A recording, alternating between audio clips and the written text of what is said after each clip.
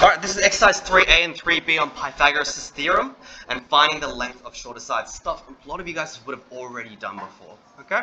Now I'm just doing a quick revision just so we're all on the same page and we can give those first 2 pages of that worksheet a go. Now, hypotenuse is pretty straightforward. It's the longest side of a right angled triangle. Remember, we're focusing on right angled triangles for this topic. And of course, it's on the opposite side of the right angle. Now, as you guys can see over here, we've got the example of Pythagoras' theorem. We've got c squared equals a squared plus b squared, where c is the hypotenuse and a and b are the 2 shorter sides. In almost every situation, a and b are different values, but sometimes they might be the same, in which case you'll end up with a decimal for the value of c. Just keep that in mind. Over here, some of you guys might be familiar with this proof on the right-hand side, given the task that you guys just did. Basically, it's just saying that if you were to add up the area, so if you square the length of A and square the length of B, you end up with squares on both sides. And if you add up those areas, it equals to the same area of C squared, or the square attached to C. Okay? That's just a visual proof to how Pythagoras works. Okay. Now, I do want to bring your attention to this section here. You will most likely not taught this next section before. Exact and non-exact values. Intuitively, if you were to get an answer of 5.333, you would think that's very exact, wouldn't you? Because it's a lot of decimal places. It's very exact. In mathematics, we use exact and non-exact very, very carefully. If, for example, the answer is a third, let's say root 3.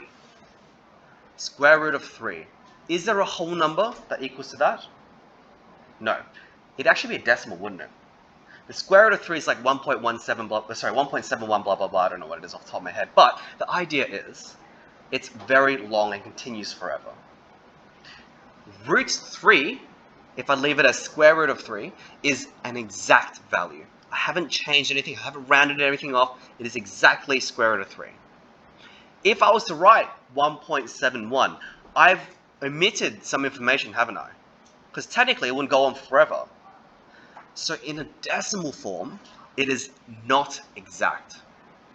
In third form, it is an exact value. Any questions about that? I know it's a bit difficult to wrap your head around. Yes?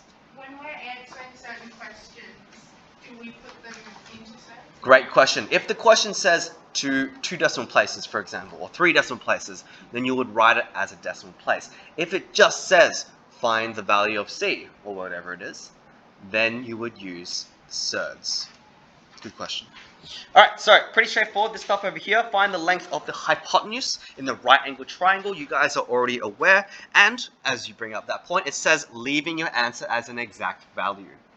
So the first option over here, I actually don't even need to do this question using Pythagoras' theorem. Because I can see 3 and 4, that's part of the Pythagorean triple, the very famous one. 3, 4, what's the next number? 5, easy, done. Yeah? This one is a little bit trickier. I don't remember that one off the top of my head, so let's do it this way. I know the formula is a squared plus b squared plus equals to c squared. Some of you, when we later on use the try to calculate the shorter length, we like to rearrange the formula and then substitute in. I personally like to substitute and then rearrange, but we'll keep that in mind for later on. I know that 3 squared, because that's a squared, plus b squared, which is 7 squared, equals to c squared. Now, very, very common mistake. A lot of people forget to write squared on the c. Don't forget to leave that in there. So that's 9 plus 49 equals to c squared.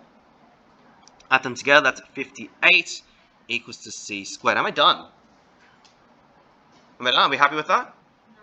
Why not? Because I'm looking for c, not c squared. So c equals to? 7.615. Do I write 7.615? Because we want it as an exact value. But good point. It is the square root of 58. Is there any way we can simplify that? Off the top of my head, I think we're good. I think we're good. So we leave it as square root of 58. One more example. Over here, I'm looking for the shortest length. Like I mentioned earlier, some of you guys might substitute and then use the formula, or formula and then substitute. Whichever method works for you, that is fine as long as you get the correct answer and you show you're working out. For me, I like to substitute and then rearrange. So first things first, I know that A is on this side. It's not always going to be labeled A, it might be given something else, but let's just use A for now. So that's A squared. I don't know what the value of A is, so I'm just going to write A. A squared plus 15 squared equals to 17 squared. Are we okay with that? Yep. Awesome. Are you guys familiar with subtracting the same value on both sides? So for example, if I've got A squared plus 15 squared is 17 squared, I can minus 15 squared on both sides. Generally speaking, I'll explain that a little bit more in depth. So over here, imagine like a seesaw. I'm going to subtract 15 squared on both sides. Now, of course, because I've got plus 15 squared and minus 15 squared here, I can actually cancel them out, can't I? Because it's the same thing. It's like saying A plus 5 minus 5. Yeah. But on the other side, because I need to make sure it's even, I can't change the equation, right? Just like a fraction, if you multiply the top, you have to multiply the bottom. And so I get A squared equals to 17 squared minus 15 squared. Can someone put 17 squared minus 15 squared in the calculator for me? Thank you very much. 64. Sweet. Now I need to square root it. So square root of 64 is 8. Sweet. So the answer would be 8. I'm going to stop the recording here, and I want you guys to give question B a go in your notebooks. Thank you very much.